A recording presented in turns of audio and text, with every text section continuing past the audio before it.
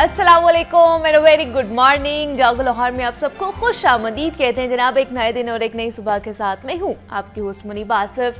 मैं बिल्कुल ठीक ठाक हूँ, आप सुनाएं आप लोग कैसे हैं। और हमेशा की तरह उम्मीद भी मेरी यही होगी कि जनाब आप लोग ठीक ही होंगे और खुशहाल ज़िंदगी भी गुजार रहे होंगे। और मेरा ख्याल है कि जनाब खुशहाल ज़िंदगी सिर्फ वो नहीं होती है कि जब आप खुश होते हैं या फिर मुतमईन होते हैं, बल्कि एक खुशहाल ज़िंदगी वो होती है कि जब दूसरे भी आपसे खुश हों। और मगर ये भी वजह है कि जब तक आप खुद अपने आप से खुश नहीं है ना, आप दूसरों को खुश कैसे रख सकते हैं। मतलब ये कॉमन सा सवाल भी है, क्योंकि आप दूसरों को वही दे सकते हैं जो आपके पास पहले से मौजूद होता है। और बहुत दफ़ा ऐसा होता होगा आप लोगों के साथ भी, मेरे साथ भी, कि आप किसी मसले को लेकर बहुत ज़्यादा परेशान होते हैं और उस कैफियत से निकल नहीं पाते हैं। बहुत सी ऐसी परेशानियाँ होती हैं, बहुत सी ऐसी कैफियत होती हैं। और अगर आप ऐसी ही कैफियत में हों तो मेरा आप सबको एक मशवरा है कि इन 3 चीज़ों को हमेशा आपने जहन में रखना है, याद ज़रूर रखना है। पहली चीज़ ये कि आपने हकीकत में इतनी कोई परेशानी की बात नहीं होती है जितना हम उसको खुद पे सवार कर लेते हैं, अपनी सोचों में डाल लेते हैं उसको, उसके बारे में सोचना, ओवर थिंकिंग करना शुरू हो जाते हैं। यानी एक छोटी सी बात को लेकर हम बहुत बड़ा उसे बना लेते हैं। कहते हैं ना कि राई का पहाड़ बना लेना, तो हमारा भी वही होता है कि हम छोटी सी बात को इतना सोचते हैं, इतना उसके बारे में गौर करते हैं कि वो बहुत ज़्यादा हमें लगना शुरू हो जाती है। दूसरी बात ये कि किसी भी किस्म का जो मामला है ना हमें परेशान नहीं करता है, बल्कि किसी भी मामले के मुतालिक ना हमारी जो जजमेंट या फिर जो अंडरस्टैंडिंग होती है ना, हमें वो परेशान रखती है। इन केस अगर देखा जाए तो बहुत से लोग हैं, एक सिचुएशन होती है वो उसको किसी और तरीके से लेकर चलेंगे। हम उस सिचुएशन को किसी और तरीके से जज कर रहे होते हैं, अंडरस्टैंड कर रहे होते हैं। मतलब हर किसी का पर्सपेक्टिव अलग होता है, तो आपने डिफरेंट एंगल से, डिफरेंट पर्सपेक्टिव से भी किसी सिचुएशन को, किसी परेशानी को सोचने की या हल करने की कोशिश करनी चाहिए। तीसरी चीज़ ये कि हम अगर उन तमाम परेशान कुन सोचों को अपने जहन से बाहर निकाल देना, तो जो मुस्तकबिल के बारे में हमारे दिल में आती हैं ना, तो हम तमाम परेशानियों से मेरे ख्याल से छुटकारा हासिल कर सकते हैं। और इन 3 बातों को मेरे ख्याल से याद रखने से ना हम खुशी तो हासिल कर लेंगे और इसके साथ साथ दूसरों को भी खुशी देने के काबिल हो जाएंगे।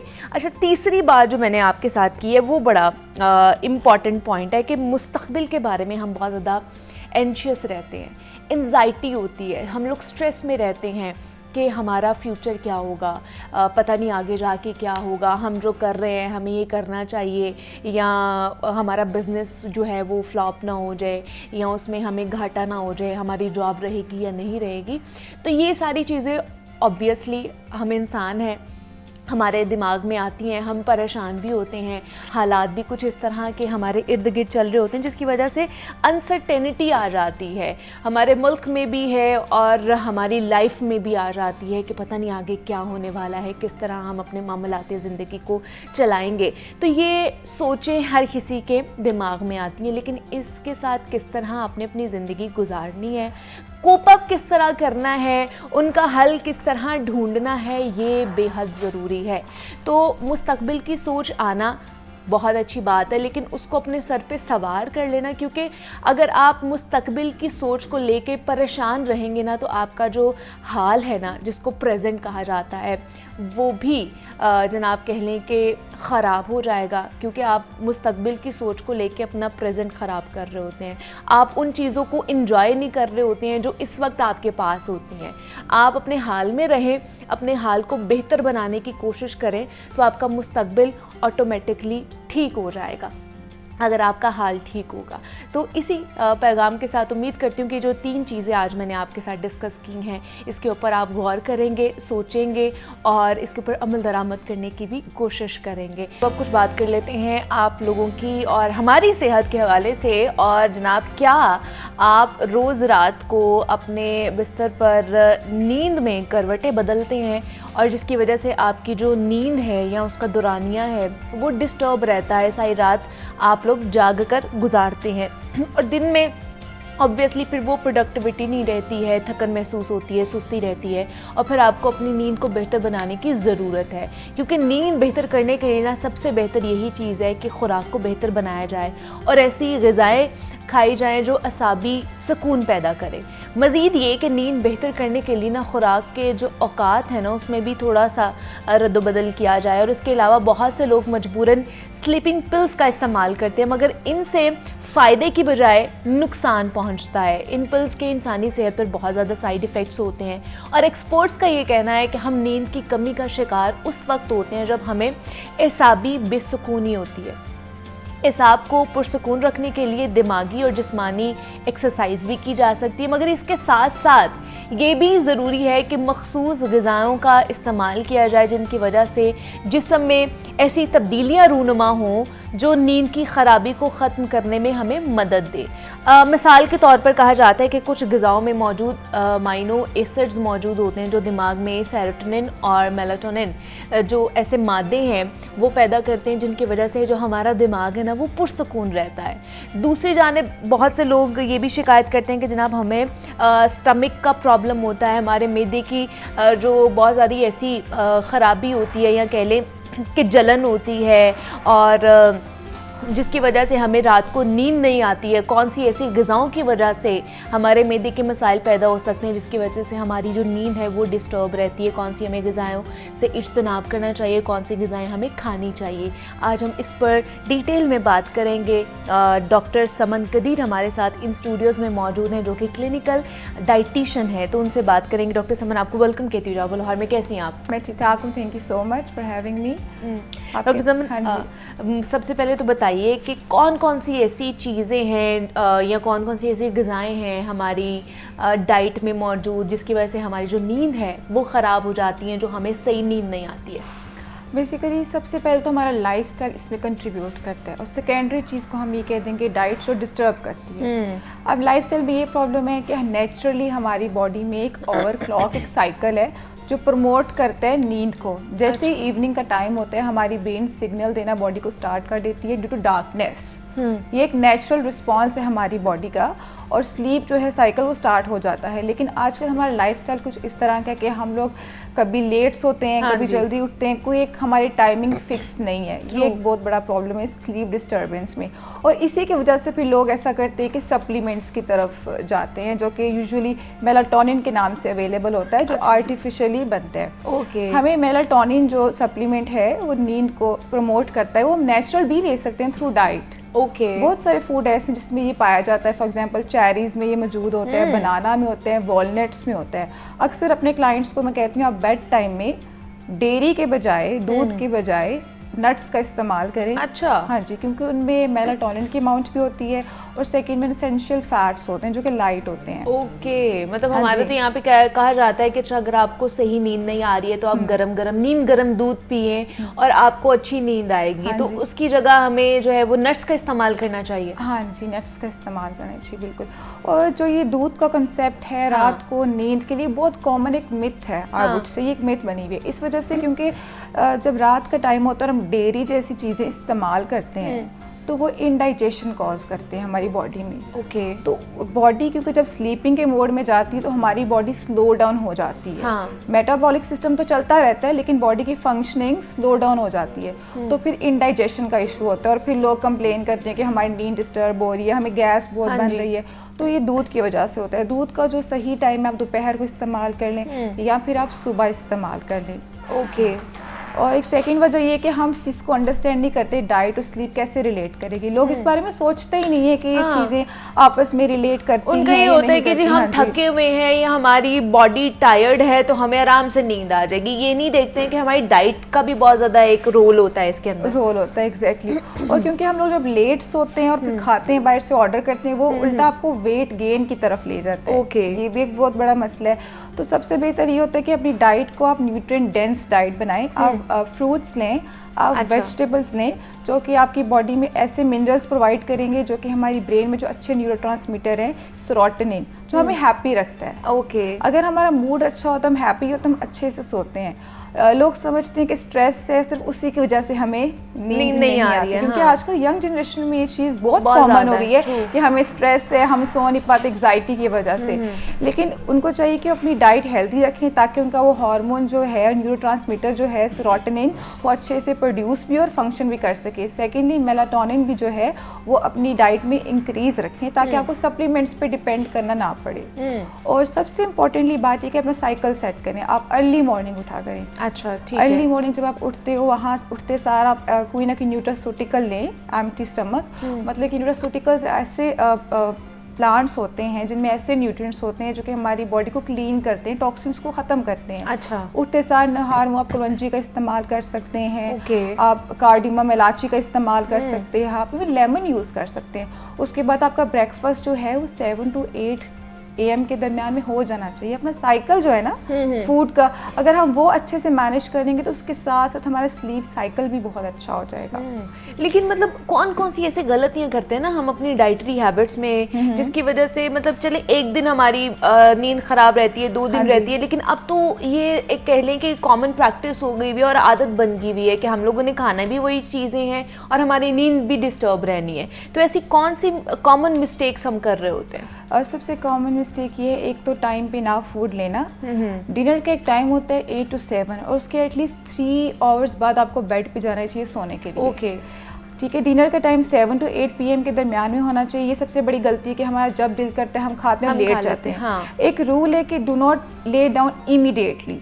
जैसे ही आप खाना खाते हो आपने लेटना नहीं, क्योंकि आपने सिट करना है स्ट्रेट, बिल्कुल अपना पोस्चर रखना है ताकि फूड इजीली डाइजेस्ट हो जाए। Okay. इन कुछ गलतियों की वजह से लोगों में गर्ड का इशू होता है, जो है गैस्ट्रोइसोफेगल रिफ्लेक्स डिसऑर्डर, जो हार्ट बर्न से कहते हैं, मैदे में जलन होना। Okay. इसकी सबसे बड़ी गलती ये कि रात को एक तो हम बहुत हैवी डिनर करते हैं। Dinner should always be moderate और लाइट।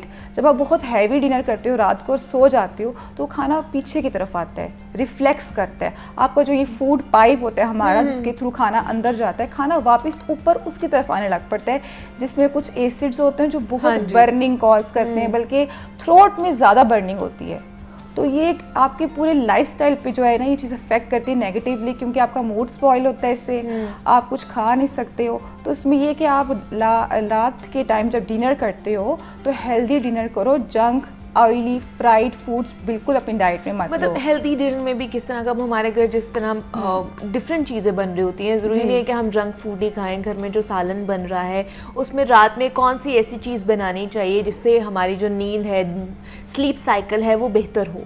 देखिए, ट्रिप्टोफैन एक अमाइनो एसिड है जो कि न्यूरोट्रांसमीटर सेरोटोनिन को, मेलाटोनिन को जो बेसिकली इन्हांस करते हैं, इम्प्रूव करते हैं। उसमें ये कि कोई ना कोई आप डिनर प्लेट रेडी किया करें जिसमें सैलड ज़रूर होना चाहिए, जिसके थ्रू आपको मिनरल्स मिले। रात को भी? हाँ, सैलड आप खा सकते हो। Okay. लेकिन डिपेंड करता है ना, कुछ लोगों को इंडाइजेशन का इशू होता है जो नहीं ले सकते, तो आप मिंट का रायता इस्तेमाल कर सकते हो। वो एक लाइट हो जाता है और आपको न्यूट्रिएंट्स भी उसमें मिल जाते हैं। और उसमें ये है कि आप साथ में प्रोटीन का इस्तेमाल करो। प्रोटीन में अगर आप हैवी सोर्स लो तो बीफ और मटन है, लेकिन अगर आपको मैदे का इशू है, स्टमक का इशू है, तो आप चिकन भी इस्तेमाल कर सकते हैं। मगर मैं हाईली रिकमेंड करती हूँ कि देसी चिकन जो होता है, अच्छा, वो इस्तेमाल करना चाहिए। दूसरा चिकन जो हमें यूजुअली मिलता है वो हेल्दी नहीं होता, वी ऑल नो दैट। तो मैं यही प्रेफर करती हूँ कि आप लोग जो है प्रोटीन भी लें और कार्ब्स भी लें। आप चपाती का इस्तेमाल भी करें, लेकिन साइज़ देखें ना, 6 इंच साइज़ लेना है आपने। अच्छा, एक बैलेंस प्लेट अपनी तैयार करें। अगर आप वो लेंगे तो आपको कोई प्रॉब्लम सोने में नहीं होगा। अक्सर लोग कहते हैं अच्छा नींद नहीं आ रही, कुछ खाओ तो नींद आ जाएगी। जब आपकी बॉडी न्यूट्रिएंट डेफिसिट में होगी तो आपको कभी नींद नहीं आएगी अच्छे से। अगर आप सारे दिन में अच्छी बैलेंस डाइट लोगे तो आपका स्लीप साइकिल बहुत ज़्यादा इन्हांस होगा और इम्प्रूव होगा और सप्लीमेंट्स की तरफ जाने की ज़रूरत नहीं पड़ेगी। यंग जनरेशन बहुत ज़्यादा अट्रैक्ट होती है सप्लीमेंट्स की तरफ, वो डाइट को प्रेफर नहीं करते, वो शॉर्टकट ढूंढते हैं। तो जो चीज़ आर्टिफिशियल है, ये मैन्युफैक्चर हो रही है, नेचुरली नहीं हो रही, तो उसका तो कोई फ़ायदा नहीं ना होगा जो नेचुरल का फ़ायदा होता है। बिल्कुल ऐसे ही है। वैसे भी जब आपको एक चीज़ नेचुरली अवेलेबल है तो हम सप्लीमेंट्स की तरफ क्यों जाएं? अच्छा, जो आपने मेलाटोनिन और सेरोटोनिन की बात की है, ये कौन कौन सी ग़िज़ाओं में मौजूद होता है जिनका इस्तेमाल हमें रात के वक्त ज़्यादा करना चाहिए? इसमें हम कह सकते हैं बनाना का इस्तेमाल करें, जैसे मैंने बताया आपको, नट्स का बताया है, ठीक है, आप चेरीज का इस्तेमाल करें, ठीक है। तो ये वो फ्रूट्स हैं जो इजीली डाइजेस्ट भी हो जाते हैं। बनाना जो है वो तो स्टमक के लिए वैसे ही एक एड है, वो तो बहुत सारी डाइट्स में रिकमेंड किए जाता है, स्पेशली उन लोगों को जिनको स्टमक का इशू होता है। अगर आप बनाना में आपको पोटेशियम मिलता है, मैग्नीशियम मिलता है, बड़े इंपॉर्टेंट मिनरल्स हैं जो कि सेरोटोनिन न्यूरोट्रांसमीटर को इन्हांस करते हैं, उसकी फंक्शनिंग को तेज करते हैं। तो उस चीज़ को आपको अगर रात को अपनी डाइट में डेली स्टार्ट करोगे लेना, तो आप बड़ा अच्छा डिफरेंस फील करोगे। मतलब ये डिफरेंट चीज़ें जो हैं उनको खाना चाहिए। कार्बोहाइड्रेट्स का जो ज़्यादा हम लोग इस्तेमाल करते हैं, क्या उसकी वजह से भी हमारा जो स्लीपिंग साइकिल होता है वो डिस्टर्ब हो सकता है? कार्बोहाइड्रेट्स हमारे लिए बड़े एसेंशियल है क्योंकि वो मेन सोर्स ऑफ एनर्जी है। लेकिन इसमें एक चीज़ है, हमारी जब ब्रेन की एक्टिविटी बहुत हाई होगी ना, तो हम सो नहीं सकते। हाँ। तो ग्लूकोज जो हमें मिलता है कार्बोहाइड्रेट से, वो बेसिकली ब्रेन में डायरेक्ट जाता है। ब्रेन सबसे ज़्यादा एनर्जी लेता है ग्लूकोज से, जो कि हमें कार्बोहाइड्रेट से बेसिकली मिलती है। बहुत ज़्यादा इनटेक उसकी नहीं रखनी, इसीलिए एक परसेंटेज सेट है कि आप 50% टू 60% कार्ब्स लें, इससे ज़्यादा मत लें। इसीलिए मैं कहती हूँ बैलेंस डाइट। जब आप बैलेंस डाइट लोगे, इतदाल में खाओगे, तो कभी ऐसा नहीं होगा कार्ब्स नेगेटिवली इफेक्ट करें। कॉफ़ी की बात करते हैं, कॉफ़ी कैफीन होती है, तो वो भी बेसिकली हमारे न्यूरोट्रांसमीटर्स जो है उसकी फंक्शनिंग को जो है डिस्टर्ब करती है, किस्म की ब्रेन की एक्टिविटी ज़रा ज़्यादा इंक्रीज कर देती है, क्योंकि ब्रेन ही बेसिकली हमें रिलैक्सेशन प्रोवाइड करती है, ब्रेन ही न्यूरोट्रांसमीटर्स को रिलीज करती है। लेकिन जब उसकी इतनी ज़्यादा हाइपर एक्टिविटी हो जाएगी तो ब्रेन में डिस्टर्बेंस हो जाती है सिग्नलिंग में, तो फिर क्या है कि हमारा साइकिल जो स्लीप का है वो डिस्टर्ब हो जाता है।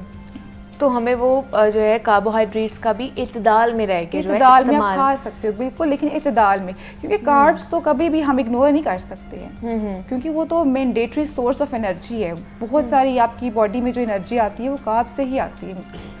बिल्कुल ऐसी। अच्छा, ये जो रिफ्लक्सेस होते हैं जिस तरह बात की है, और हार्ट बर्निंग जो हो रही होती है, उसके हवाले से क्या कहेंगी? किन चीज़ों से बिल्कुल इज्तनाब करना चाहिए जिसकी वजह से वो जो हमारे हार्ट बर्निंग और उसकी वजह से नींद नहीं आती है? फिर बहुत कॉमन इशू है और ये बढ़ता जा रहा है इशू। उसकी सबसे बड़ी वजह ये है कि प्रोसेस्ड फूड्स, जंक फूड्स जो हम खाते हैं, और फ्राइड फूड्स, और स्पेशली बच्चों में अभी शायद उनको ये चीज़ ना फील होती है, लेकिन जब एक सर्टेन एज क्रॉस करेंगे बच्चे, तो उनमें इशू बहुत कॉमन हो जाएगा इंडाइजेशन का। अच्छा। नॉर्मली हम देखते हैं कि 25 से अबव या 30 से अबव लोग बहुत कंप्लेन करते हैं हार्ट बर्न है, लेकिन जिस तरह आजकल रिसर्चेज हो रही है और देखा जा रहा है कि चिल्ड्रन जो हैं उनमें भी चीज़ कॉमन हो रही है कि उनके स्टमक में बड़े इश्यूज होते हैं, इंडाइजेशन का प्रॉब्लम होता है। वो इसी वजह से, क्योंकि जितने भी हम लेते हैं जंक फूड वो बहुत ही ज़्यादा ऑयल में कुक होते हैं। हमारा स्टमक इतना ऑयल एक साथ हैंडल नहीं कर सकता, इतना जंक अफोर्ड ही नहीं कर सकता, बहुत डेलिकेट ऑर्गन होता है। अच्छा। उसमें एक बैलेंस अमाउंट जब फूड के आती है तो ही वो अच्छे से परफॉर्म करते हैं। एसिड जब डाइजेस्ट होते हैं तो एसिड रिलीज करते हैं। अच्छा। लेकिन क्योंकि देखिए सबकी बॉडी डिफरेंट होती है, कुछ लोगों की बॉडी में उनका स्टमक जो है ऐसे फूड एक्सेप्ट नहीं करता,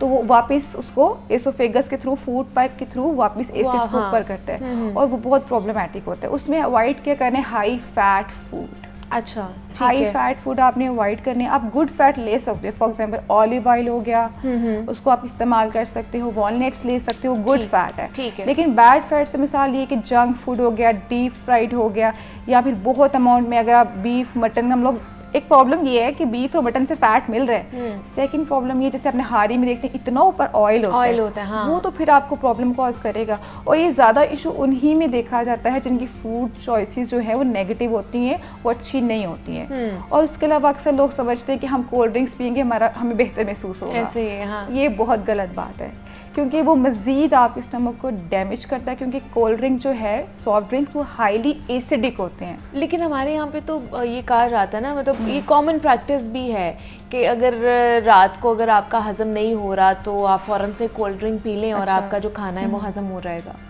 नहीं, ये बिल्कुल गलत बात है। कुछ भी ऐसा नहीं होता। अक्सर लोगों को बर्प आता है जब वो कोल्ड ड्रिंक्स पीते हैं, तो बर्प आता है, वो कहते हैं बस खाना हमारा डाइजेस्ट हो गया। ऐसा बिल्कुल नहीं है, वो एक्स्ट्रा गैस होती है। हमारी लंग्स एक सर्टेन अमाउंट ऑफ गैस को अंदर रख सकती हैं, तो वो एक्स्ट्रा गैस नहीं चाहिए होती, तो वो रिलीज हो जाती है थ्रू आवर माउथ। तो लोग समझते बस हमारा खाना हजम हो रहा है, ये साइकोलॉजी है, ऐसा कुछ नहीं होता।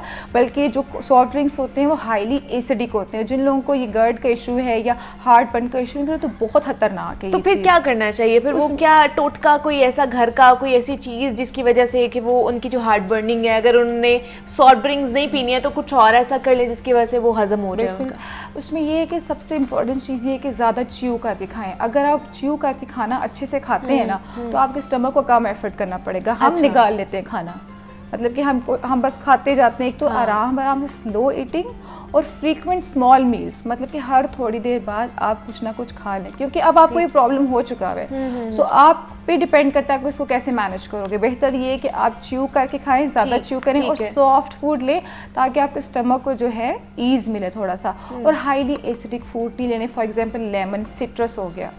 बहुत सारे लोगों को नॉर्मली भी लेमन नहीं सूट करता। जैसे कि आप वेट लॉस के लिए अक्सर लोगों को हम कहते हैं कि आप लेमन ड्रिंक लें, लेमन टी लें, लेकिन उन्हें कंप्लेन करते हैं कि नहीं हमें लेमन नहीं सूट करता क्योंकि उनका स्टमक एसिडिक चीज़ को टॉलरेट नहीं करता है। अच्छा, खाने के बाद जब हजम नहीं हो रहा होता, बहुत से लोग कहवे का इस्तेमाल करते हैं, ग्रीन टी का भी इस्तेमाल करते हैं कि हजम हो जाएगा तो ईजिली हम लोग जो है वो सो पाएंगे। तो क्या इसका इस्तेमाल भी ठीक है? वो जो हार्ट बर्निंग होती है, वो जो रिफ्लक्सेस हो रहे होते हैं, वो ठीक हो सकते हैं? अच्छा, एक चीज़ तो मैं बिल्कुल क्लियर करना चाहती हूँ कि जो ग्रीन टी है ना वो डायरेक्टली बिल्कुल भी आपकी डाइजेशन को इम्प्रूव नहीं करती है। अच्छा, ये सिर्फ एक कॉन्सेप्ट है। बेसिकली ये हमारी बॉडी से बैड सेल्स को रिमूव करती है ग्रीन टी। इसमें एंटीऑक्सीडेंट कैपेसिटी होती है कि जितने भी बैड सेल्स हमारी बॉडी में प्रोड्यूस होते हैं, जिनको फ्री रेडिकल्स कहते हैं, उनको खत्म करती है। लोग समझते हैं हम ग्रीन टी पियेंगे खाना डाइजेस्ट हो जाएगा, ऐसा बिल्कुल भी नहीं है। ग्रीन टी आपकी बॉडी को क्लीन करता है। एक डाययूरेटिक है, आपकी बॉडी से टॉक्सिन्स को फ्लश करता है, आपकी डाइजेशन को फास्ट नहीं करता।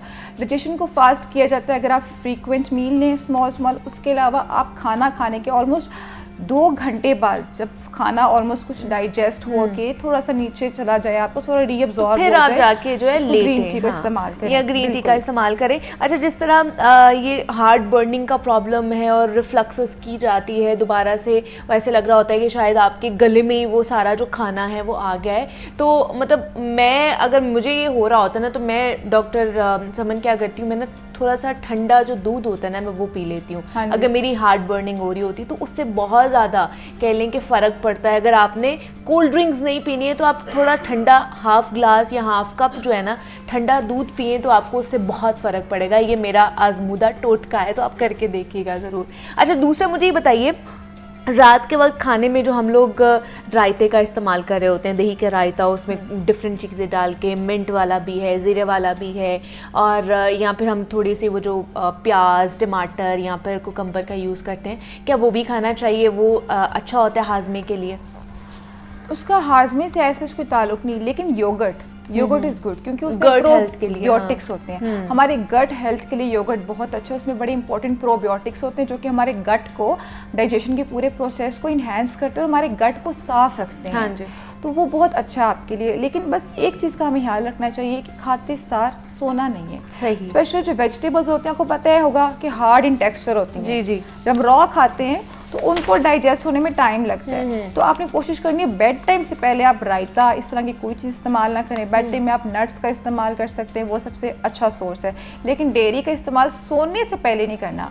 ऑलमोस्ट 3 to 4 आवर्स पहले आप डेयरी का इस्तेमाल कर लो। आप दूध भी पी लो, पर बेड टाइम में आपने दूध नहीं पीना। हमारा शुरू से बचपन से ये प्रैक्टिस होती है कि बच्चों को दूध दिया जाता है और वो फिर बड़े होने तक यही प्रैक्टिस रहती है कि नीम गर्म दूध जो है वो आपको बेड टाइम पीना चाहिए। आपका जो जितनी भी टायर्डनेस होती है वो भी आपकी ठीक हो जाती है और आपकी स्लीप साइकिल भी अच्छा होता है। लेकिन जिस तरह डॉक्टर साहिबा कह रही हैं कि आप लोगों ने नहीं करना है, इससे बेहतर है कि आप वो चीज़ों का इस्तेमाल करें जिससे जो मेलाटोनिन है वो आपको जो है हाई मिकदार में मिले और आप पुरसुकून नींद सो सके। तो हमारे साथ डॉक्टर समन कदीर, क्लिनिकल डाइटिशियन मौजूद थी। डॉक्टर समन, बहुत शुक्रिया आपके वक्त का कि आप यहाँ पर आए और हम उन ग़िज़ाओं के हवाले से बात कर रहे थे जिसकी वजह से आपकी जो नींद है वो बेहतर हो सकती है। इसी नोट पे एक छोटी सी ब्रेक लेते हैं, मिलते हैं इस ब्रेक के बाद।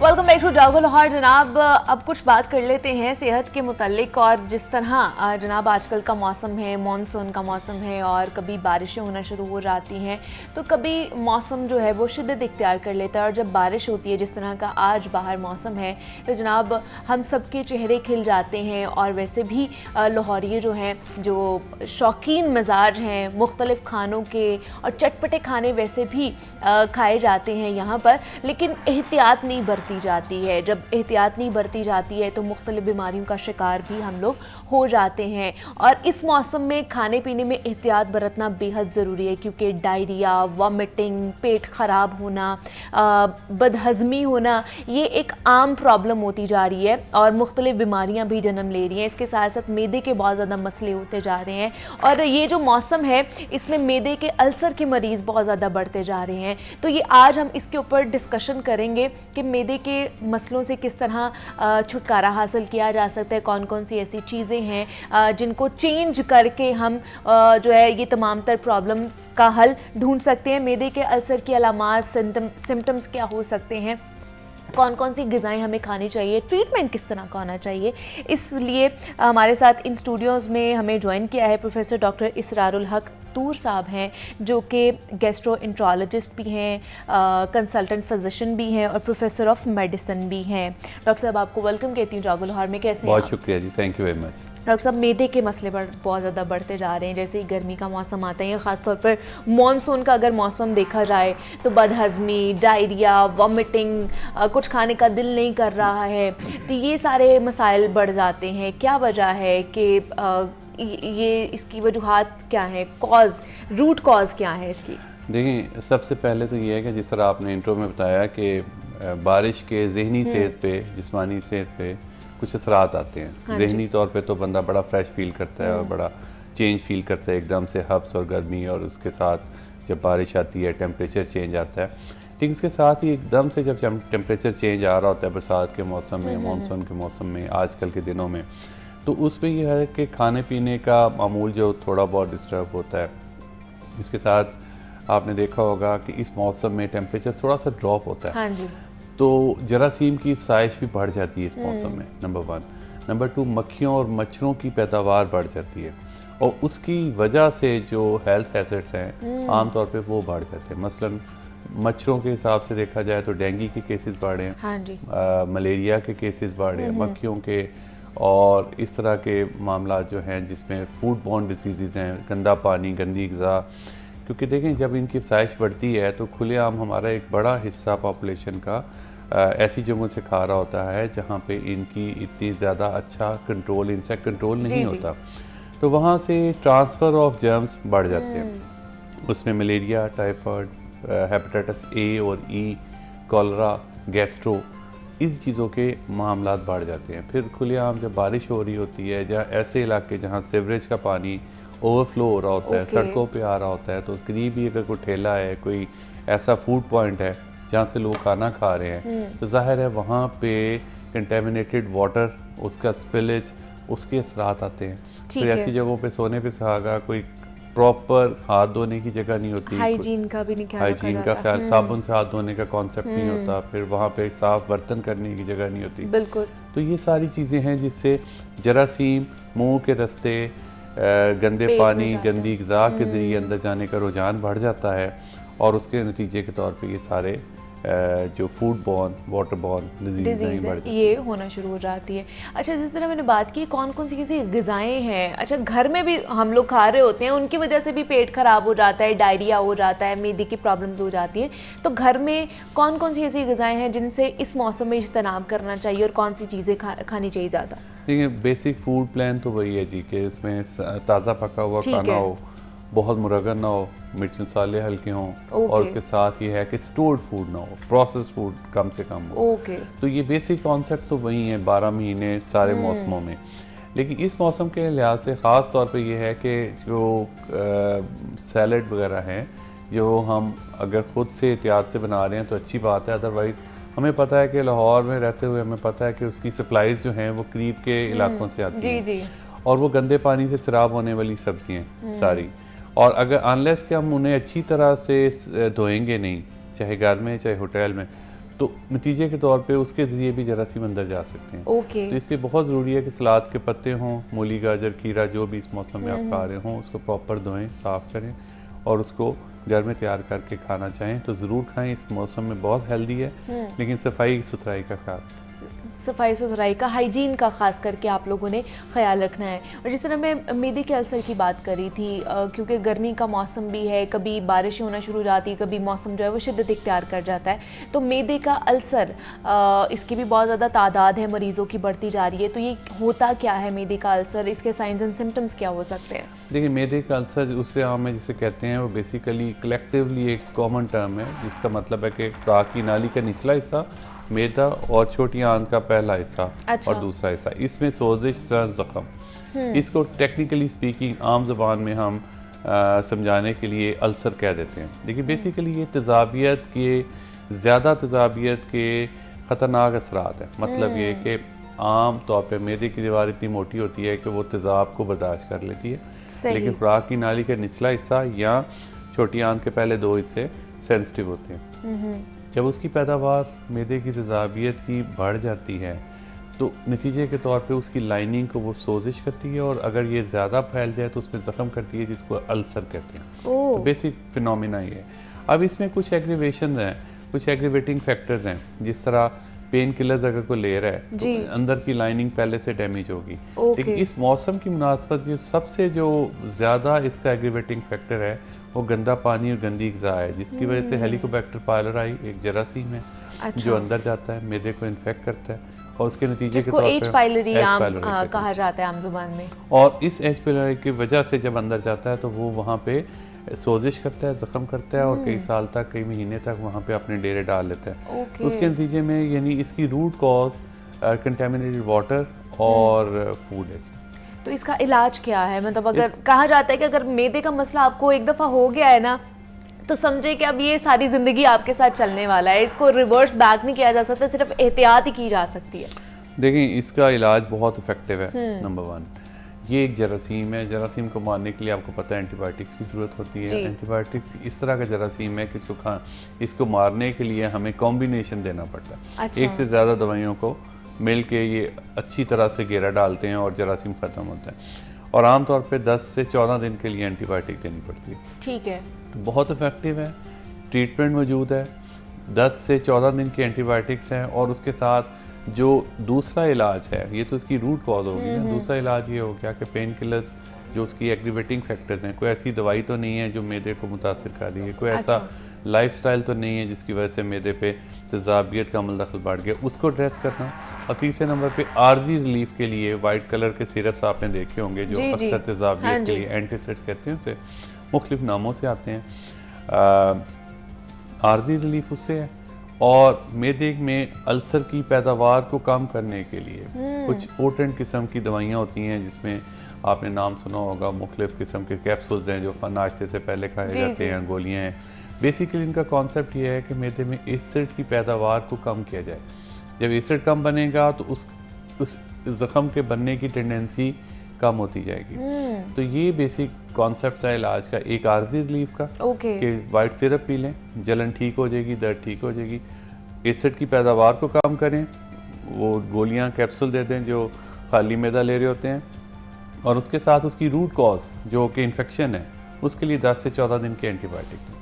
तो अच्छा, जिन लोगों को नहीं समझ आ रही होती और वो खुद से ही टोटके घर में कर रहे होते हैं, मुख्तलिफ टोटकों का इस्तेमाल भी हमारे घरों में होता है, तो अगर ये ज़ख़म या अल्सर ज़्यादा हो जाए तो ये क्या और ख़तरनाक हो सकता है? जी जी, देखें इस अल्सर की और खुदा न खास्ता मैदे के कैंसर की अलामात भी इसी तरह के शुरू में होती हैं। तो इसलिए अनलेस कि कोई अच्छा कोई इस शोबे का डॉक्टर डायग्नोज ना करे, हमें नहीं पता होगा। दूसरे नंबर पे अगर खून की उल्टी आ जाएगी, ज़ख़म बड़ा होगा, खून की उल्टी आ जाएंगी, काले खाने आ जाएंगे, तो ये एक ऐसा जानलेवा मसला हो जाएगा जिसके लिए फौरी तौर पे इमरजेंसी में हॉस्पिटल जाना, फर्स्ट एड लेना ज़रूरी हो जाएगा। तो ये अल्सर जब बस्ट करता है तो उसमें ब्लड जब वॉमिट की सूरत में आएगा तो लाल रंग का या कोका कोला या पेप्सी के कलर की डार्क ब्राउन सा वॉमिटिंग का कलर होगा, और जब ये खाने के रास्ते खारिज होगा तो ब्लैकिश होगा। तो इस तरह से ये एक जानलेवा मसला है। इसके अलावा अनएक्सप्लेन्ड वेट लॉस, अनएक्सप्लेन्ड कोई खून की कमी होना, इसके अलावा पेट में लम्ब का बनना, ये सारी चीज़ें ऐसी हैं जो वार्निंग साइंस हैं और ये बताती हैं कि सादा अल्सर नहीं है, इसके साथ कोई कॉम्प्लिकेशन हो चुकी है। तो कॉम्प्लिकेशन बनने से पहले ख़त्म करने की ज़रूरत है और इसलिए कोशिश करें कि जैसे ही कोई अलामात आएँ किसी मुस्लिम करीबी डॉक्टर से रब्ता करके आपने इस मसले को सॉर्ट आउट। तो डॉक्टर साहब अगर इतनी स्वेरिटी में जब ये डिजीज़ चली जाती है या कंडीशन चली जाती है तो उसमें फिर क्या सर्जरी या सिर्फ मेडिसिन के थ्रू ही इसको देखा जाता है, ट्रीट किया जाता है? उसमें जी फिर ट्रीटमेंट मोडेलिटीज़ डिफरेंट हो जाती हैं, पर्सन टू पर्सन वेरी कर रही होती हैं। उसमें बाज़ औक़ात सर्जरी करके उस ज़ख्म को अलहदा किया जाता है, बाज़ औक़ात रेडियोलॉजी की मदद से या उसकी मदद से हम उस खून की नाली को बंद कर रहे होते हैं जिसमें से ब्लीडिंग हो रही होती है और वहाँ पे एल्फीनमा को टीका लगा देते हैं, टिश्यू ग्लू कहते हैं उसको, जिससे वो खून की नाली बंद हो जाती है जहाँ से ब्लीडिंग की सोर्स आ रही होती है। इसके अलावा दवाइयाँ तो रहती हैं, दवाइयाँ, antibiotics, drips, injection, hospital, ICU, ये सारा कुछ मोडेलिटीज़ फिर उस सूरत में हैं क्योंकि ये जानलेवा मसला हो जाता है। तो इसकी रूट कॉज यही है कि हम लोग एक तो एहतियात नहीं करते हैं, दूसरा ये जो जिस तरह मैंने बात की है कि हम लाहौरिये हैं और उनको मज़े के खाने और चटपटे खाना खाने का बड़ा शौक़ होता है, तो ये भी एक रूट कॉज हो सकती है कि बहुत मसाले वाले खाने, स्पाइसेस खाते हैं हम लोग। जी देखिए, फूड कल्चर हमारा थोड़ा सा ये है कि फेस्टिविटी हमारी फूड ओरिएंटेड है, ये तो हम सबको पता है जी कि अगर कोई अच्छा मौसम भी है तो उसमें जब तक अच्छा खाना नहीं है साथ तो वो मज़ा ही नहीं आता ना, नहीं हो रहा, एंजॉय नहीं कर इसी तरह अगर किसी को मिलना है तो खाने पे जाना है, किसी को बुलाना है तो चाय पे बुलाना है, तो ये फूड ओरिएंटेड एक्टिविटीज़ हैं, सोशलाइजेशन है, तो ये हमारे कल्चर का हिस्सा है। और इसमें बेसिक चीज़ें वही हैं कि जब हम उसमें एक ख़ास हद से ज़्यादा खा रहे होते हैं, तेज़ी से खा रहे होते हैं, चबा के नहीं खा रहे होते, तो लामहला पेट के, हाजमे के, मैदे के, और जब उसकी खाने की तैयारी में बेसिक चीज़ों का ख्याल नहीं रखा जा रहा, गंदे पानी से अगर कोई मशरूब ठंडा किया जा रहा है तो लामहला पेट में जाके इन्फेक्शन करेगा। अगर खाने से पहले हम जल्दी में हाथ नहीं धो रहे साबुन से, लामहला जितना मर्जी अच्छा सही खाना तैयार किया हुआ, एंड रिजल्ट ये होगा कि जरासीम हमारे हाथों में लगे हुए हैं, वो अंदर जा रहे हैं। इसके साथ ही ये है कि जो चाहे जितना बड़ा लेबल हो, जब तक उसका किचन के बेसिक वर्कर्स को फूड हाइजीन का नहीं पता होगा, उनको नहीं अवेयरनेस होगी, चाहे आप किसी बड़े होटल से चले जाएं, किसी बड़े, तो नाम से मतलब नहीं है, उसके किचन में होने वाली एक्टिविटीज़ को कोई मॉनिटर नहीं कर सकता अनलेस कि आप उसे एजुकेट करें। बिल्कुल ऐसे ही है, हाँ। और जब तक, और अगर आपने जाके देखना है, ये भी नहीं हमारे यहाँ पे कि आप ओपन किचन रखें और जो आपके कस्टमर्स हैं वो आके देख सकें कि आपके किचन में क्या हो रहा है। वो तो नो गो एरिया है ना जी, वो तो जा ही नहीं सकते, वो तो नो गो एरिया, वहाँ कोई नहीं जा सकता, और अगर कोई जाने की ख्वाहिश का इज़हार करता है तो वो उसको कोई इतना अच्छा नहीं समझता, रिस्पॉन्स नहीं देते ना, कहते हैं जी आपकी जाने की सीट जगह नहीं है, आपका खाना आपके टेबल पे आ जाएगा, क्या ही ज़रूरत है। और जब आ रहा होता है तो वो काफ़ी प्रेजेंटेबल होता है और वो बड़ा मज़े से हम लोग खा भी रहे होते हैं, तो इसलिए इस मौसम में ख़ास करके बाहर का खाना मेरे ख्याल से इज्तनाब करना चाहिए। अच्छा डॉक्टर साहब, जिनको बदहज़मी का प्रॉब्लम होता है कि खाना डाइजेस्ट नहीं जल्दी होता है, मेटाबॉलिक रेट शायद उनका स्लो हुआ होता है, स्टमक जिसको वीक भी कहा जाता है, तो किस तरह उसको फास्ट कर सकते हैं? देखिए, पहली बात तो ये कि सप्लाई एंड डिमांड है जी। आप देखते हैं कि मजदूर सड़क के किनारे जब ईंटें उठा के जा रहा होता है तो 4 रोटियां ब्रेक में खा रहा होता है और मोटा भी नहीं होता। ठीक है, इसका बेसिक कॉन्सेप्ट को समझने की ज़रूरत है कि उसकी ज़रूरत है जिस्म की, वो उसको बर्न कर रहा है। और मेरे जैसा बंदा जो सारा दिन एक कुर्सी पे बैठा रहता है सारा दिन, या बैंकर है कोई सारा दिन एक कुर्सी पे घूमता रहता है, कभी एक टेबल से तो दूसरे टेबल तक, तो उसके लिए शायद एक डबल रोटी का स्लाइस भी ज़्यादा है, राइट। तो बेसिक ज़रूरियात किसी को भी ज़्यादा, वो कंपेयर कर रहे होते हैं हम ए को बी से, कि मेरे साथ बैठा हुआ मेरा दोस्त जो है वो बहुत ज़्यादा खा रहा था, मुझसे नहीं खाया जा रहा था। तो ये ऐसा नहीं है, हर बंदे की तबीयत, उसका वर्क स्टाइल, उसका लाइफ डिफरेंट है, ठीक है जी। तो बेसिक अगर आपका वज़न बावजूद कम खाने के बढ़ रहा है, बावजूद अब सो कॉल्ड आपका ख्याल है कि आप कम खा रहे हैं लेकिन वज़न बढ़ रहा है, इसका मतलब है कि एक्सेस में आपके अंदर कैलोरीज जा रही हैं, फालतू जेब में पैसे होते हैं तो फिर ही बैंक में जाते हैं ना। हाँ जी, ऐसे तो आपके अंदर कैलोरीज फालतू गई हैं तो बिल्ड इन हुई हैं ना in the form of fat. तो ये कॉन्सेप्ट समझाने की ज़रूरत है कि ये जो सो कॉल्ड हम कम खा रहे होते हैं, हमारी ख़वातीन कह रही होती हैं कि हम कुछ नहीं खा रहे और हमारा वज़न बढ़ रहा है, और उसका मियाँ मासूम सा एक शख्स आके बता रहा था हाँ ये कुछ नहीं खाती, उन्हें नहीं पता 24 घंटे में किचन में साथ साथ खाने की तैयारी के वो क्या क्या खा रहे हैं। तो ये होता नहीं। बेसिकली मेटाबॉलिज्म स्लो होता है बहुत थोड़ा, मतलब 1% लोगों में कुछ डिजीजेस हैं जिनमें मेटाबॉलिज्म, जैसे थायराइड डिजीज है, जिस तरह कोई हार्मोन इम्बैलेंस है, उससे कुछ फैट डिपोजिशन की टेंडेंसी बढ़ जाती है, नो डाउट। लेकिन बहुत थोड़े लोग हैं, मेजॉरिटी खाने से मोटा हो रही है, इनएक्टिविटी से मोटी हो रही है, या उनका हाजमा स्लो हो रहा है। कम खाना, ज़्यादा चलना फिरना, इससे ज़्यादा देर का इफेक्ट कोई नहीं है अपने जिस्म को फिट करने के लिए और अपने आप को फिट रखने के लिए। तो ये जो हमारा ख्याल है कि हमारा हाजमा स्लो है, बेसिकली हम उस खाने के बाद बैठे हुए हैं, कुछ कर नहीं रहे, फिजिकल एक्टिविटी नहीं है ना, वर्जिश हमने नहीं करनी है, रात को लेट नाइट खाना खा रहे हैं और उसके बाद आधे घंटे बाद सो रहे हैं। तो ये सारी वो एक्टिविटीज हैं, और मेजर मील ही डिनर ले रहे हैं। हाँ जी। जो कि बिल्कुल रिवर्स है गुड हेल्थी प्रैक्टिसेस के बारे में, ताकि सुबह के वक्त जो एक्टिविटी है उस वक्त हम कुछ नहीं खा रहे, जब रात को सो जाना है उसके तब हमने हैवी जो है ना वो डिनर करना है। अच्छा, दूसरा डॉक्टर साहब, ये जो कॉफ़ी और चाय का जो इंटेक होता है, क्या उसकी वजह से भी मैदे के मसाइल जो है वो बढ़ते हैं? एक्सेसिव अमाउंट ऑफ, देखिए कॉफ़ी 1 से 2 कप तो हेल्दी है जी, उसमें कोई इशू नहीं है। अगर बहुत स्ट्रॉन्ग ना पिए, बहुत गर्म ना पिए, क्योंकि बहुत स्ट्रॉन्ग बहुत गर्म का मतलब ये है कि इंटरनल लाइनिंग को जहाँ से वो गुजरेगी उसको इरिटेट करेगी। सेम इज टी, तो उसमें ये है कि बहुत गर्म बहुत स्ट्रॉन्ग, अगर उसमें हम देखें चाय का जो गोरे मतलब लेते हैं वो उसमें दूध भी नहीं होता, उसमें चीनी भी नहीं होती, तो उसको हम लिटरेचर पढ़ के कहते हैं ये हेल्दी है। जब हमारी कॉफ़ी के ऊपर क्रीम डली होती है और उसमें बहुत सारी चीनी डली होती है, तो वो कॉफ़ी हेल्दी नहीं रह गई होती, वो बहुत सारी अनहेल्दी उसमें चीज़ें हम खुद से क्रीम और दूध और चीनी डाल के उसको अनहेल्दी कर चुके होते हैं। हम कॉफ़ी का मतलब ले रहे हैं ब्लैक कॉफ़ी, और वो भी बहुत गर्म नहीं और बहुत ज़्यादा स्ट्रॉन्ग नहीं, एक्सेसिव अमाउंट में भी नहीं पीनी चाहिए। 1 से 2 कप अगर आप पी रहे हैं तो वो मेरे ख्याल से आपके लिए ठीक है, उससे कोई आपको इशू नहीं होगा। अब प्रोफेसर डॉक्टर इसरारुल हक तूर साहब हमारे साथ मौजूद थे। डॉक्टर साहब, बहुत शुक्रिया आपके वक्त का कि आप यहाँ पर आए और मैदे के मसाइल के हवाले से हम बात कर रहे थे। यहाँ पे एक छोटी सी ब्रेक लेते हैं, मिलते हैं इस ब्रेक के बाद।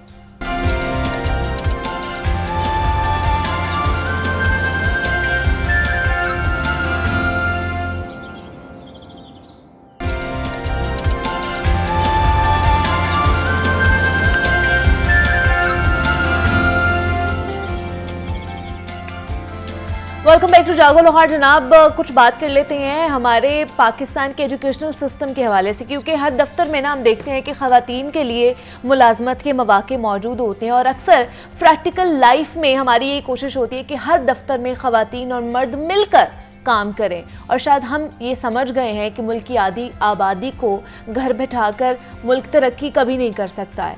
तो हमने तालीमी इदारों में लड़कों और लड़कियों के इकट्ठे तालीम हासिल करने पर अब भी मुश्किल क्यों बना रखी है, ये एक सवाल है। और जब मर्दों और औरतों ने हर जगह इकट्ठे काम करना है तो फिर इकट्ठे तालीम क्यों नहीं हासिल की जा सकती? यानी ऊपर से तो हम माशरे को इकट्ठा कर रहे हैं, लेकिन हमने निचली जो बुनियाद है उससे अलग अलग क्यों रखा हुआ है? क्यों हमारे जो तालीमी इदारे हैं उसमें लड़कों और लड़कियों को इकट्ठे तालीम हासिल करने पर पाबंदी लगाई जाती है? जब बचपन से ही हम देखते हैं कि लड़कों के अलग स्कूल बनाए जाते हैं, लड़कियों के अलग स्कूल बनाए जाते हैं, तो हम अपने बच्चों की क्या तरबियत कर रहे होते हैं? जब जवानी में वो आते हैं तो कॉलेजेस में भी लड़के और लड़कियां अलग पढ़े होते हैं, तो उनके जहन बन जाते हैं कि ये दोनों कोई अलग अलग मखलूक हैं जो इकट्ठे कभी नहीं पढ़ सकते और ना ही इकट्ठे चल सकते हैं ज़िंदगी में। इसके बाद हम ये चाहते हैं कि जनाब आम जिंदगी में हम इकट्ठे चलें, और पाकिस्तान में आजकल यकसा निसाबे तालीम की बहुत बात की जा रही होती है। हर फोरम पर यकसा निसाब का हामी होना मायूब क्यों समझा जाता है, मुझे ये समझ नहीं आती है। अमीर और गरीब के बच्चे का तालीमी निसाब एक ही क्यों नहीं होना चाहिए, ताकि उनके पास तालीमी मैदान में मुकाबला करना बराबर हो जाए, उनको मौके एक जैसे मिले। क्योंकि जब तक निसाब एक नहीं होगा ना, तब तक जो मुकाबले हैं वो बराबर के नहीं हो सकते हैं। लड़कों और लड़कियों के सरकारी स्कूल अलग अलग हैं। तरक्की याफ्ता कौमों ने तबकाती निज़ाम तालीम जो है ना उसको ख़त्म करके जो एक मखलूज निज़ाम है ना उसका रिवाज डाला, और हम अभी भी इस बहस में उलझते हुए ही दिखाई देते हैं कि लड़के लड़कियों को इकट्ठे नहीं पढ़ना चाहिए, ये सिस्टम गलत है, इस तरह का नहीं होना चाहिए। तो आज हम इस पर बात करेंगे कि जनाब इस सिस्टम में बेहतरी किस तरह लाई जा सकती है। क्या सिस्टम गलत है या हम खुद गलत हैं? हमारा माइंडसेट जो है हम लोग उसको बढ़ा नहीं पा रहे हैं, वसी नहीं कर पा रहे हैं, आगे नहीं जा पा रहे हैं। इस पर आज हम कोशिश करेंगे बात करने की, रोशनी डालने की। इन स्टूडियोज़ में हमारे साथ बहुत ही ख़ास मेहमान नईम मसूद साहब मौजूद हैं, तज्ज़ियाकार हैं। उनसे पूछेंगे कि तमाम तर प्रॉब्लम्स का हल किस तरह निकाला जा सकता है। सर आपको वेलकम कहती हूँ जागो लाहौर में, कैसे हैं आप? बहुत शुक्रिया। नईम साहब, ये जो मसला है कि लड़के लड़कियां इकट्ठे नहीं पढ़ सकते हैं, क्या ये वक्त की ज़रूरत नहीं है कि हम वैसे तो चाहते हैं कि इनको बराबर के हकूक़ देने चाहिए और ज़िंदगी में इकट्ठे साइकिल के दो पहिए हैं और दोनों ने इकट्ठे चलना है, लेकिन जहाँ से उनको वो बुनियादी तालीम मिलनी है वहाँ पर ही अगर उन्हें नहीं इकट्ठे पढ़ने दिया जाएगा कि कॉन्फिडेंस लेवल उनके अंदर आए, तो क्या आपको लगता है कि आम मामलात ज़िंदगी में वो बेहतर जो अपना किरदार अदा कर सकते हैं? Thank you very much. बड़ा सेंसिटिव और बड़ा ओपन सीक्रेट टॉपिक आपने रखा। आपने अपने इंट्रो में एक बड़ी खूबसूरत बात की कि कसूर सिस्टम का है या इंडिविजुअल्स का है। हाँ जी। इसका जवाब देने से पहले मैं एक अर्ज करूं जी। हम अगर अपने पाकिस्तान में देखते हैं तो हमारे यहाँ जितना मिक्सचर या जितना पॉली कल्चर है, मुख्तलिफ तहजीबें हैं, मुख्तलिफ सूबे हैं, सूबों में फिर रीजन है, हाँ तो it is very much difficult. ये डिफरेंट भी है और डिफ़िकल्ट भी है। इस तनाजुर में हमें देखना होगा। जब हम इस तनाजुर में देखते हैं तो कहीं सिस्टम का कसूर है, कहीं इंडिविजुअल्स का कसूर है। तो जिन्हें आपने फरमाया ना कि तरक्की याफ्ता अक़वाम, तरक्की याफ्ता अक़वाम तीन चीज़ों को देखती है। पहली बात वो देखती है सर्वाइवल ऑफ द फिटेस्ट, ठीक है। दूसरी वो देखती है बैनुल अक़वामी तनाजुर में, वो सिर्फ अपनी सरजमीन के हवाले से नहीं देखते। तीसरा वो कहते हैं यार अबे रेवोल्यूशन ना सही, एवोल्यूशन तो होनी चाहिए। So with the passage of time competition बढ़ते हैं, रिक्वायरमेंट्स बढ़ती हैं, एक स्क्वाड वर्क होता है, एक टीम वर्क होता है, एक फैमिली टीम वर्क होता है, एक एसोसिएशन होती है, एक इंट्रा स्पेसिफिक कंपटीशन होता है, एक इंटर कंपटीशन होता है। ये सारी समाजी बातें हैं जी। इन सारी समाजी बातों का ताल्लुक जुड़ा हुआ है सियासत से। सही।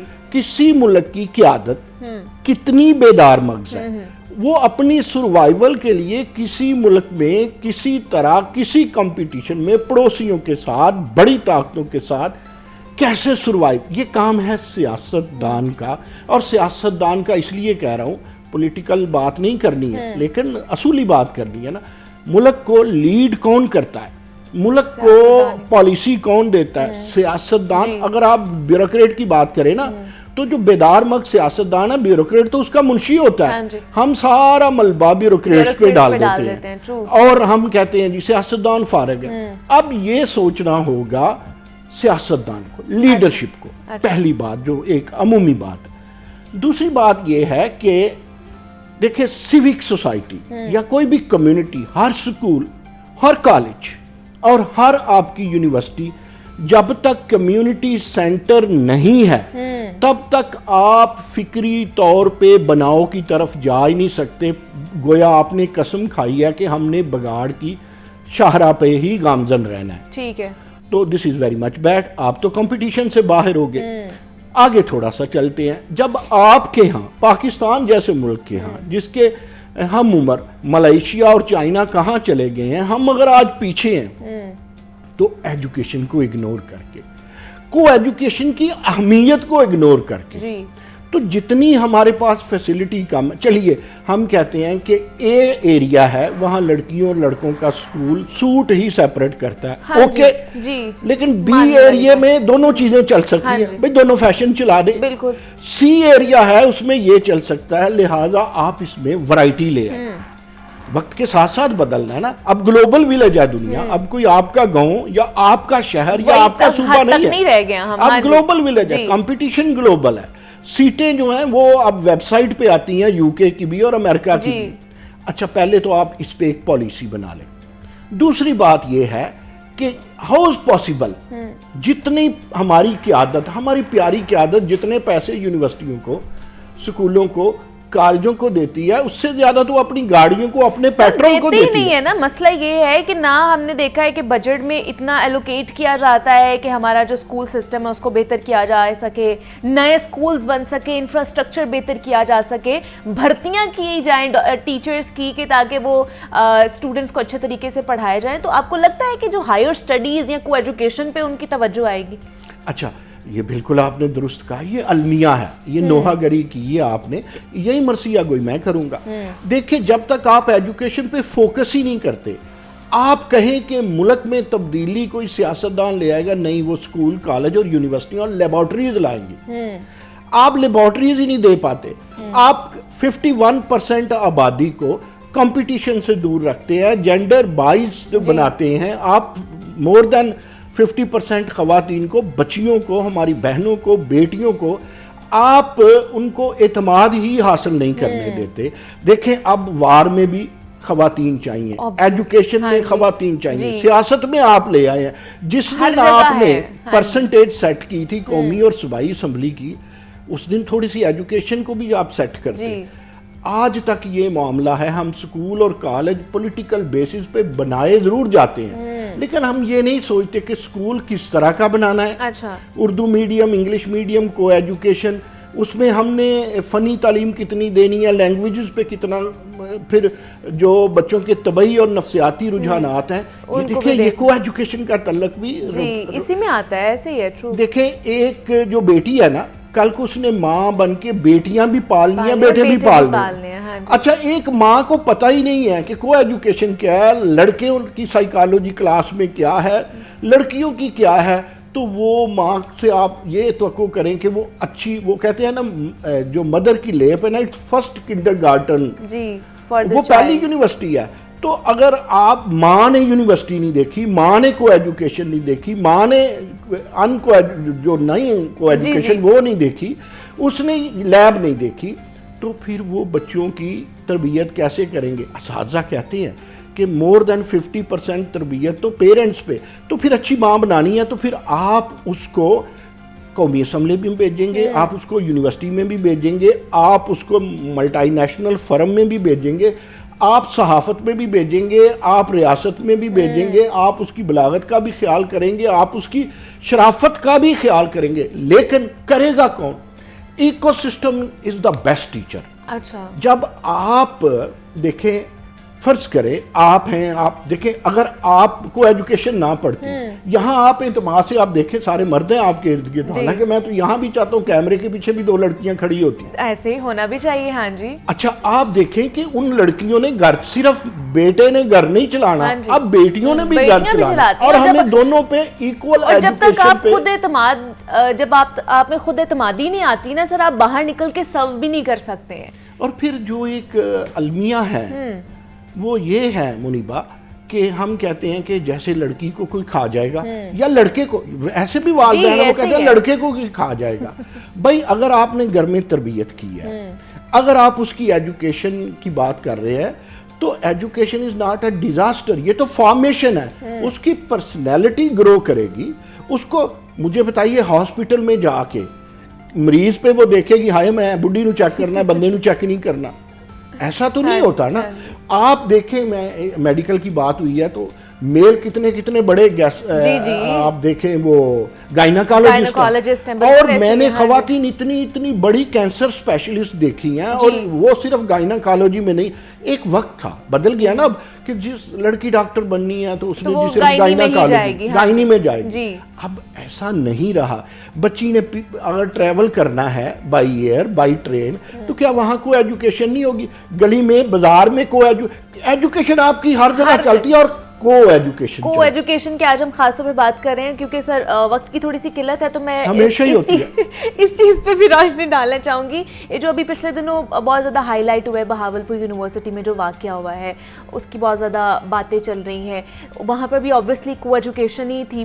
तो वो जो वाक़या हुआ है, इस तरह के केसेस के बाद भी बहुत से लोगों का जो माइंडसेट है वो चेंज नहीं हो पाता है कि को एजुकेशन में ये चीज़ें भी होती हैं, इस तरह का सिनेरियो भी हो सकता है, सिचुएशन हो सकती है। तो क्या ये सिस्टम की गलती है, हमारी गलती है, या फिर उस केस के पीछे मुहर्रिकात कुछ और थे? जो वहाँ वाक़या हुआ है, हाँ जी, जो बात की जा रही है जो गैर जिम्मेदाराना रवैया है, अगर तो इसको क्रिटिकल व्यू से आपने करना है तो को एजुकेशन तो घर में भी होती है। अब बच्चे या बच्ची पे इल्जामात तो घर पे भी दरे जा सकते हैं, लेकिन जो है इस्लामिया यूनिवर्सिटी बहावलपुर की बात, मैं एक अर्ज कर दूं, मेरी उस पर रिसर्च है। अच्छा, वहां पर इसके पीछे कोई, मैं उनका नाम नहीं लूंगा, मैं नाम भी जानता हूँ। अच्छा, कुछ ऐसे अवामल हैं, कुछ ऐसे पॉलिटिकल अनासर हैं, कुछ ऐसी वहाँ की लीडरशिप है जो यूनिवर्सिटी के खिलाफ है। एक बात खुले दिल से सुन लीजिए, कोई प्राइवेट सेक्टर खिलाफ नहीं है। अच्छा, वो अंदर का जो कंपटीशन है जो हेल्दी नहीं रहा, वो कंपटीशन है और इमोशनल ब्लैकमेल करने के लिए बच्चियों का नाम, मुझे बताएं 5500 वीडियोस, 5500 स्टूडेंट्स फोरेंसिक हुई नहीं, क्या साइबर क्राइम वालों ने इस पे काम किया? देखिए कसूर होगा वहां, 2-3 ऑफिसर्स फर्ज करे 2-3 गंदी मछलियां हैं, तो उसका मतलब है कि वहां मेरे बेटे बेटियां जो 70,000 पढ़ते हैं वो सब करप्ट हुए। हम वहां को बेटी के लिए वो दरीचे बंद कर दे, ये इंतहाई गलत है। ये बहावलपुर के ही हैं हमारे चांसलर साहब भी, बलीगुर रहमान साहब, वो भी इसको देखें। आप भी आपके सामने इसकी सारी बातें आ जाएंगी। उसके पीछे जो डर्टी पॉलिटिक्स है, अच्छा, वो है, उसके पीछे हसद है, उसके पीछे जो उसका सरबराह है प्रोफेसर डॉक्टर अतर महबूब, जिन्होंने यूनिवर्सिटी में 3 गुना ज़्यादा डिपार्टमेंट्स कर दिए, 13,000 से वो 65,000 स्टूडेंट्स पे चली गई। कुछ उनके साथ भी प्रॉब्लम है, पता ये भी चला कोई उनकी एक्सटेंशन थी, तो जो मुखालिफ लॉबी है वो सामने आ गई। मेरा कहने का मतलब ये है, हम आज मसला इस्लामिया यूनिवर्सिटी बहावलपुर का नहीं है, मसला पाकिस्तान भर की सब यूनिवर्सिटी का है। हम हरासमेंट डाल देंगे, हम बच्चियों के अब देखें उन वालदैन पे क्या बीती हैं जिनकी बेटियां वहां पढ़ाती हैं, जिनकी बेटियां वहां पढ़ती हैं। मैंने खुद देखा है, मैंने आप दीता बच्चों को भी देखा है उस यूनिवर्सिटी के। तो इसमें सिस्टम का, आपने बात और मैंने भी बात, आप इसे चुनी बात के सिस्टम का कसूर है या इंडिविजुअल्स का? सिस्टम को क़यादत ने ठीक करना है जी, पॉलिटिकल क़यादत ने, हुकूमतों ने। इंडिविजुअलिज्म को मुझे और आपको अपनी खुद एहतसाबी से, कितने मोबाइलों में क्या है, कभी किसी ने सोचा? मैंने टीवी प्रोग्राम ऐसे भी देखे जी, टीचर अब धड़ा अपने मोबाइल साफ कर रहे हैं। भाई टीचर्स ही रह गया, उसमें फीमेल टीचर्स भी हैं और बराबरी में फीमेल टीचर्स हैं। सो इस पे को एजुकेशन पे इल्जाम धरना, कई लोगों ने इस पे ये मैंने देखा सोशल मीडिया में पहले लिखा जी, हम तो पहले ही कहते थे को एजुकेशन नहीं होनी चाहिए। अच्छा भाई, तू फिर अपनी फीमेल जब कोई बीमार होगी, बेटी बहन या बीवी, तो फिर डॉक्टर को ना दिखाना, फिर यूनिवर्सिटी ना बनाना। मैं मुनीबा आपकी नज़र और अपने कारिन की नज़र एक बड़ा हम्बली एक रिक्वेस्ट करूँगा, मेरी इस पे भी रिसर्च है। बुरी तरह फीमेल यूनिवर्सिटीज़ पाकिस्तान में नाकाम हुई है, उनको टीचर ही नहीं मिल रहे, उनको अपना बहुत सारी यूनिवर्सिटीज़ में रजिस्ट्रार, दूसरे तीसरे डीन्स मेल रखे जाते हैं। यूनिवर्सिटी बराए ख़वातीन और वहाँ मेल है सिर्फ वाइस चांसलर। मसलन कश्मीर की एक यूनिवर्सिटी है, उन्हें खतून वाइस चांसलर ही नहीं मिली। तो आप को एजुकेशन पे कदम लगा देंगे तो यूनिवर्सिटियाँ, labs, research, technology, engineering, medical, physiotherapy, pharmacy, ये चीज़ें कैसे चल पाएंगी? लिटरेचर कैसे चल पाएगा? अच्छी नॉवलिस्ट लड़की फनून लतीफ़ा का गला घोंट के तो आप मुआशरे का बेड़ा गर्क कर देते हैं, आप उसका तवाज़ुन ही ख़त्म कर देते हैं। फनून लतीफ़ा क्या लड़के और लड़कियों के बगैर चल सकता है? हाँ, फिर मैं ये कहूँ, मैं भी मुसलमान हूँ, आप भी मुसलमान, नहीं चल सकता। अखलाकी इक़दार घर से भी सिखाने चाहिए, उस्ताद को भी सिखाने चाहिए। उस्ताद, स्टूडेंट, सबको ज़रा खुद एहतसाबी करनी है। कसूर को एजुकेशन का नहीं है, कसूर गलत एजुकेशन। हमारे माइंडसेट जो हैं वो चेंज होने चाहिए, उनको वसी करना चाहिए। दरवाजे जो है ना, जिनके ऊपर मेरे ख्याल से गंद जम चुकी है, उनको खोलने की ज़रूरत है। नईम मसूद साहब हमारे साथ मौजूद थे, तज्ज़ियाकार है। नईम साहब, बहुत शुक्रिया आपके वक्त का कि आप यहाँ पर आए। को एजुकेशन के हवाले से हम बात कर रहे थे। मुझे इजाज़त दीजिए, अपना बहुत सारा ख्याल रखिएगा। अल्लाह हाफ़िज़।